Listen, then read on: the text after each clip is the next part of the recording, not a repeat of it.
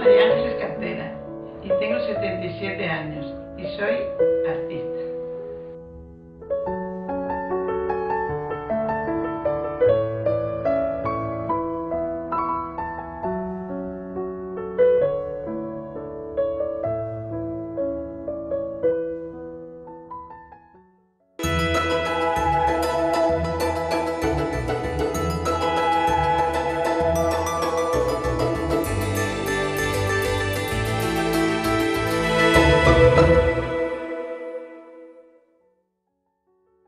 Un artista con mucho oficio y largo recorrido.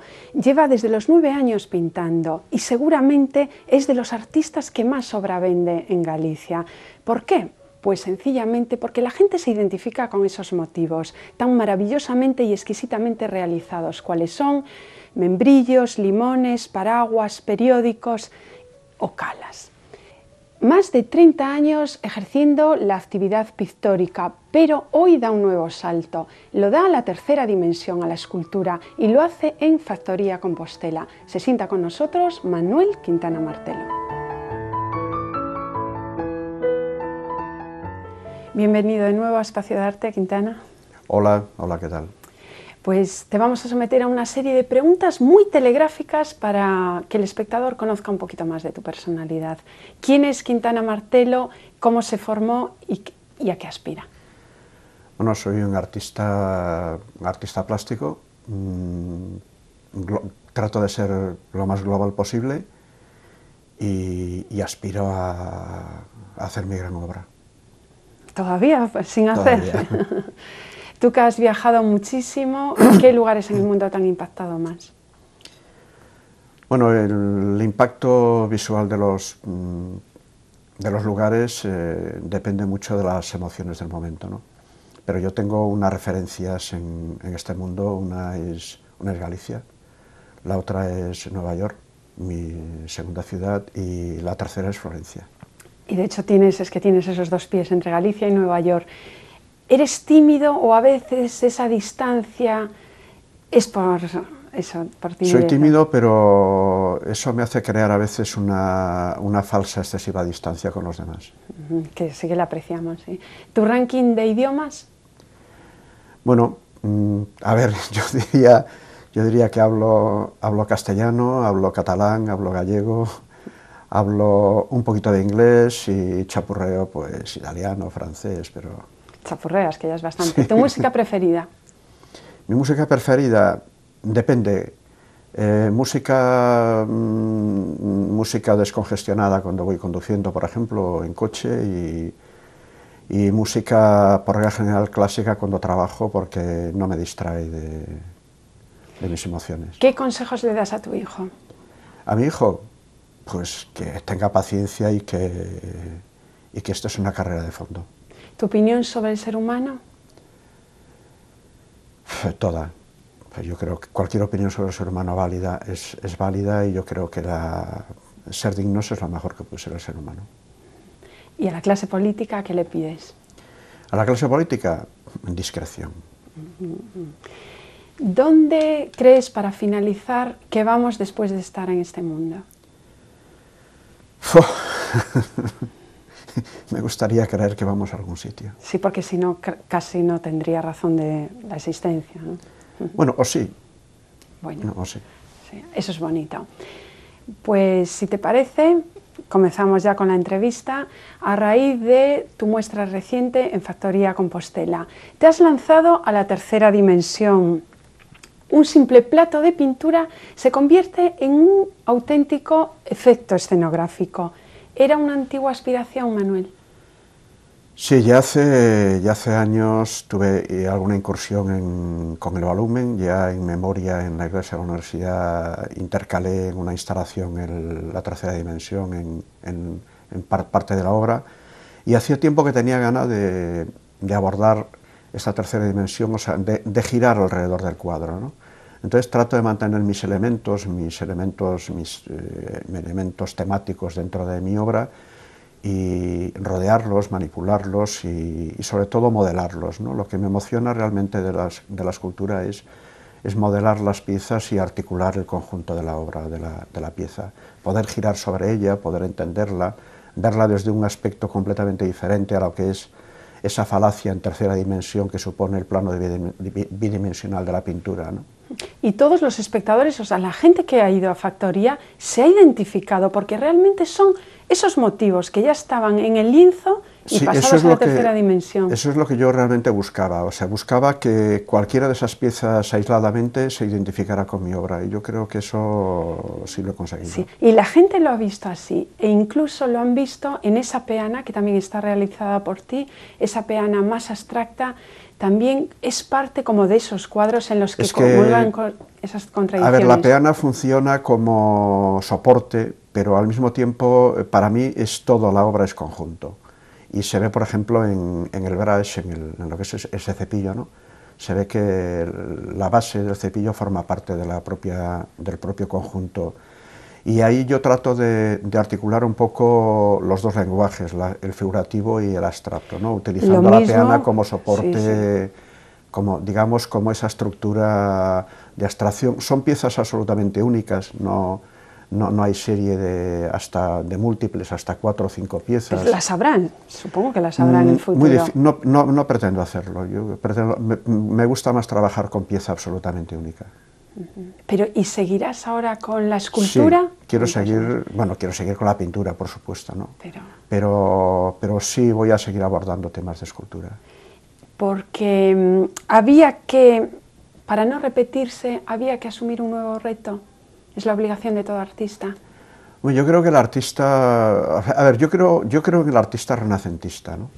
En el artista que abordaba todos los aspectos del arte. Lo que sucede es que hoy en día pues un artista puede hacer incursiones en lo que es el urbanismo, que es un tema que me preocupa, la arquitectura, que es un tema que me preocupa.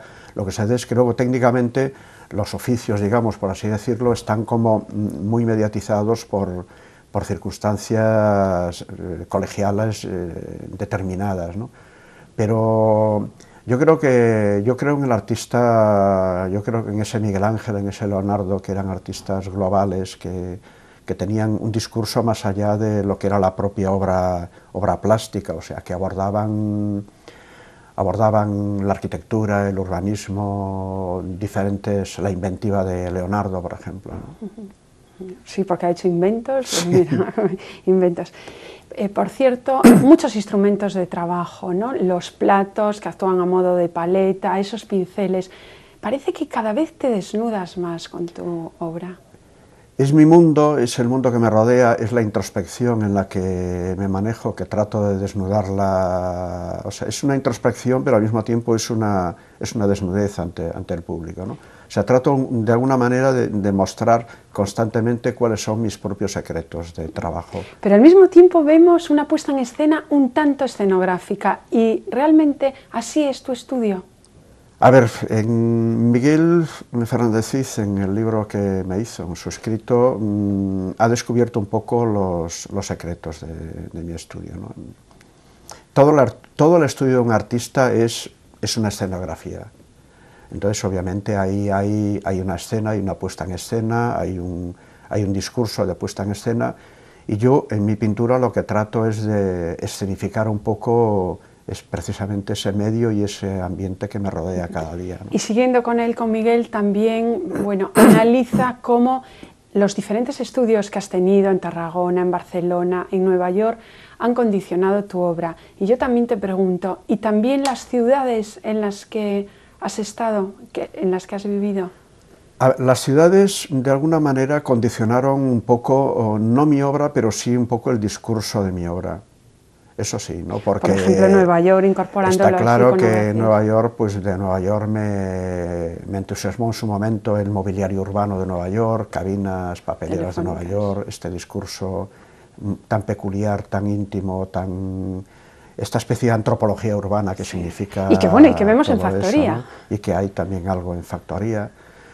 En Barcelona, por supuesto, yo no podría hablar de mi vida sin hablar de Barcelona, porque fue determinante en mi obra, en mi discurso pictórico, como fue determinante el periodo de la predemocracia y de y posteriormente la inmediata muerte de Franco, ¿no? O sea, todo esto influyó y de ahí salieron muchos temas sí, políticos. En aquel momento hubo discurso, todos los artistas estábamos metidos en aquel momento en un discurso que tenía un componente sociopolítico importante. Nos preocupaba mucho la recuperación de los valores democráticos, la lucha por los valores democráticos.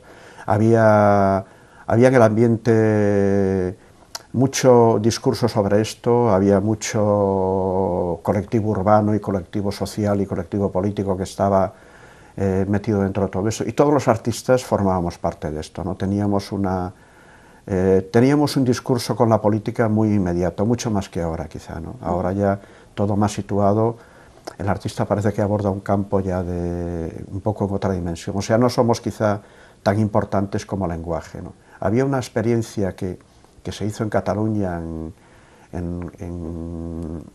inmediatamente después de Franco, hacia las primeras elecciones democráticas, en la que los artistas, por medio del PSUV, pues colaboramos en grandes obras de formato callejero, tratando un poco de integrarnos en todo el movimiento político, ¿no? Luego todo eso, lógicamente, se fue perdiendo, como se fue perdiendo el activismo político dentro de la canción, dentro de la literatura, etcétera, ¿no? Ahora es más, un poco más crítica, hay más un componente crítico, un componente de opinión, que no ese activismo directo que había en aquel momento. Pero muchos artistas tienen el componente social, también lo tienen muy acentuado. No lo hemos perdido nunca, o sea, yo jamás podré perder, por ejemplo, ese componente social o ese componente por la preocupación de la sociedad y de la política dentro de la sociedad, ¿no? O sea, humanamente me preocupa, me integro y siempre he estado metido en estas veredas. Sí, sí. Oye, integrado como nadie, porque por ejemplo ahora vas a partir ahora ya para Nueva York, y lo has hecho en otras ocasiones, pero llegas a Galicia y Manuel Quintana es partícipe de todas las exposiciones importantes que se hacen aquí. Bueno, soy partícipe de las exposiciones a las que me invitan, por suerte me invitan a muchas, me relacionan siempre mucho con el ámbito del realismo. Sí, pero... a mí me gustaría no estar tan relacionado con tan directamente relacionado con el ámbito del realismo, ¿no? Sí. Bueno, pero de hecho en la obra vemos el realismo y la abstracción y el informalismo siempre han estado ahí, porque aunque vemos el motivo realmente figurativo, todos esos fondos es una abstracción pura y dura. Sí, pero para mí es un lenguaje que es más próximo al conceptualismo, ¿no? Más próximo al tema, al trasunto conceptual, porque obviamente yo pinto y cuando pinto reflejo, hay una entidad figurativa que es evidente, y es tan evidente que trato de hacerla súper evidente. Muchas veces, ya lo he dicho más de una vez y más de dos, que en un momento determinado probablemente el propio objeto podría estar situado en vez de la ilusión óptica del objeto.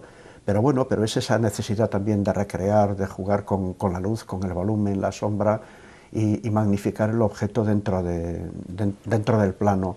Pero para mí es un concepto de trabajo, más que una actitud concreta de trabajo, ¿no? Ese concepto intelectual, conceptual, lo dejaste explícito, por ejemplo, en una serie que hiciste, no sé si de 6 pintura digo, porque jamás fue pasada al óleo, para el grupo Correo Gallego. Aquello era una idea, era el tiempo, pero el tiempo de la música, el tiempo de la psicología, y era un concepto, aunque fuera realista. A ver, esa serie para mí fue importante porque fue justo la antesala de mi primera huida, por así decirlo, a Nueva York, ¿no?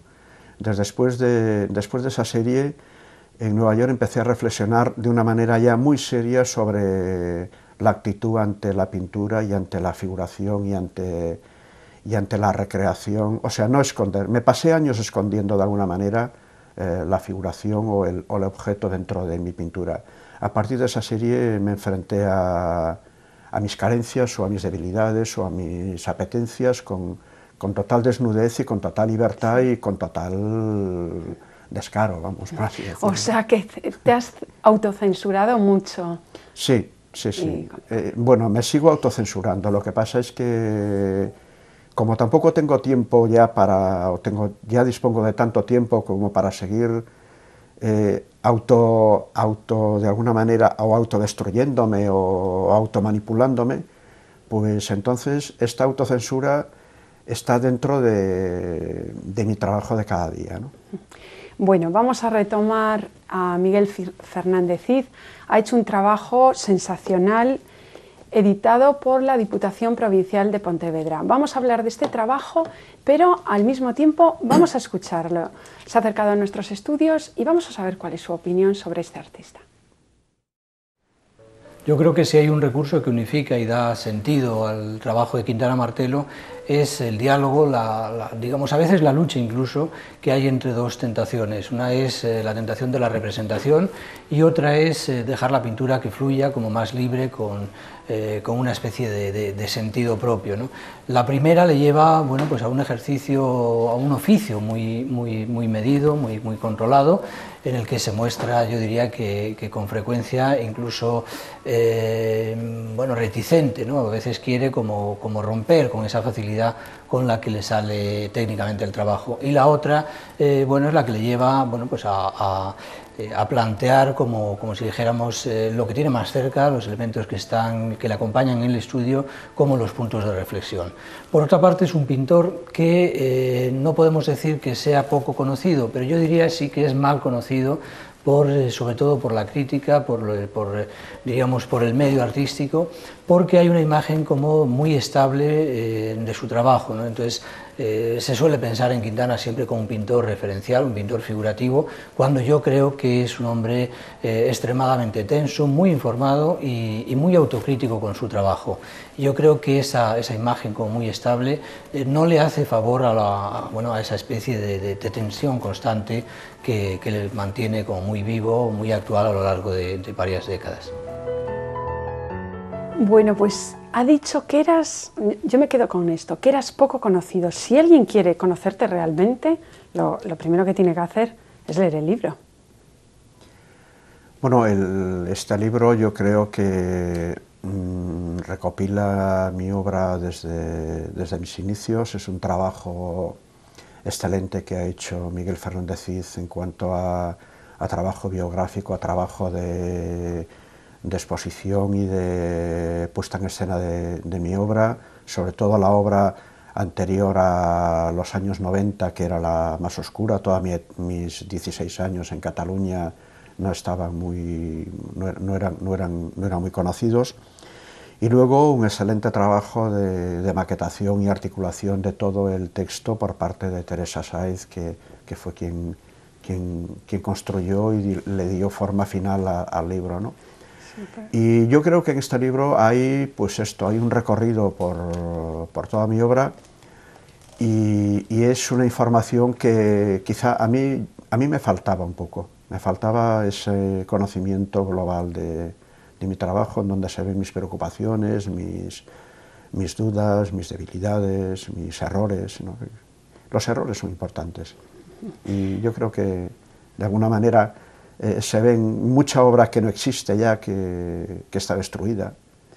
Está destruida por ese empeño mío en autodestruirme cantidad de veces, ¿no? Y lo ves a la distancia y dices, mira, aquí ya hay algo que me sigue inquietando ahora. Eso es lo que más me ha asombrado a mí del libro, ¿no?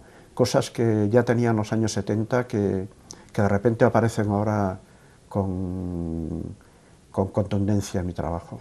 Y bueno, e iniciativas, antes lo que decías, que hay gente que se queda con el realismo, cuando tú has abordado iniciativas sorprendentes, próximas a la acción, como por ejemplo exposiciones que has presentado, que ya no era tanto el cuadro, sino deshacerlo por fuera. Estaba envuelto y el espectador tenía que intervenir, o sea, era la acción, pero era del espectador, tenía que arrancar el envoltorio. Sí, bueno, me preocupó mucho, me preocupaba todo cuanto absorbía, todo cuanto veía y todo cuanto vivía, ¿no? Entonces, mi forma de ser contemporáneo en un momento determinado era implicarme en todo este fenómeno. Entonces, el 68 dejó una huella muy importante en el arte y en el conceptualismo del arte, ¿no? Entonces, en aquel momento el conceptualismo, encabezado para mí con Joseph Kosuth, que fue un referente importante en cuanto a su lenguaje de puesta en escena de la obra, del conceptualismo como obra, pues me impactaron y me llevaron a experimentar dentro del propio conceptualismo. Entonces me montaba mis experiencias, que en algún momento se podían acercar, por ejemplo, a esta especie de envoltorio a Cristo, ¿no? O algo así, pero realmente yo no seguía los pretextos de Cristo, sino perseguía un poco la acción, ¿no? El envoltorio para desenvolver o para mostrar lo que había dentro, no el envoltorio como imagen final, que era fue siempre la pretensión de Cristo, ¿no? La pretensión de Cristo era envolver para mostrar, lo mío era envolver para ocultar y para mostrar lo que había dentro. O sea, era una actitud, digamos, ante... Has tocado el vídeo, has tocado también, ha habido exposiciones pues de corte relacionado con el Povera un poquito y con Manuel Ajué. Estas las desconocíamos. Y después también en este recorrido a mí me interesó mucho lo que presentaste en Atlántica, que era el vuelo de las mariposas o algo parecido el título, no recuerdo bien. Pero relacionado ahí con el expresionismo. Era un ejercicio en donde yo en aquel momento estaba experimentando dentro del expresionismo, venía de Cataluña, en donde me moví en los años 70 con una especie de gestualismo expresionista muy evidente, y entonces en Atlántica lo que presenté fue pues un discurso de movimiento, ¿no? Había una pieza que no se ve, que era un espejo en el que estaba reflejada la obra, había una parte de un boceto de la obra y luego había una obra que durante toda la exposición estaba en continuo movimiento, ¿no? Porque era un tríptico, un políptico. Estaba expuesto y durante una fase de tiempo cada vez lo iba pintando por encima, o sea, iba como tapando la obra. Había una actitud ahí de vida, ¿no? Yo pretendía que, como el vuelo de la mariposa, la obra de arte era algo circunstancial, no era algo definitivo. Sorprenden mucho tus creaciones, pero también tu activismo cultural, porque de hecho es el fundador de una gran galería que la inicias tú, que fue IDEA, pero que después desembocaría en Trinta. Pero también muchas más iniciativas recientemente, también creas, entre otros, también la revista Art Notes. Bueno, a ver, yo estuve siempre me he metido en cosas, en iniciativas que creía que podían ser interesantes para el ámbito social, ¿no? Cuando llego a Santiago, en Santiago había dejado de existir Grido, que fue una de las primeras galerías que mostraron el arte contemporáneo en Santiago. Estaba Torques, que en aquel momento se movía dentro de los pretextos de lo que era el arte contemporáneo gallego.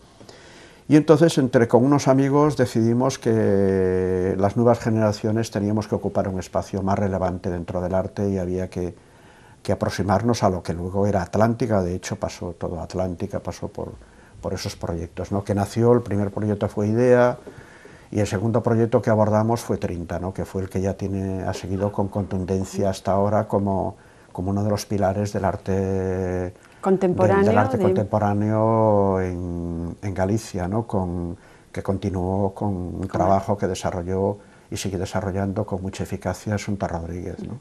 Y pioneros, porque pioneros en Arco, Trinta. Sí, fuimos los primeros que nos acercamos a Arco en aquel momento, con Atlántica de Coruña, con alguna otra galería, pero vamos, sí fuimos de los pioneros en Arco, desde el año 84, creo recordar. Y hoy, ¿cómo ves que cada vez, bueno, podemos entrar en Arco porque de hecho te vas a Nueva York, pero vienes justo ya para Arco, siempre has estado en Arco y este año vas a estar representado y vas para darte una vuelta. ¿Qué expectativas piensas que ofrecerá este año?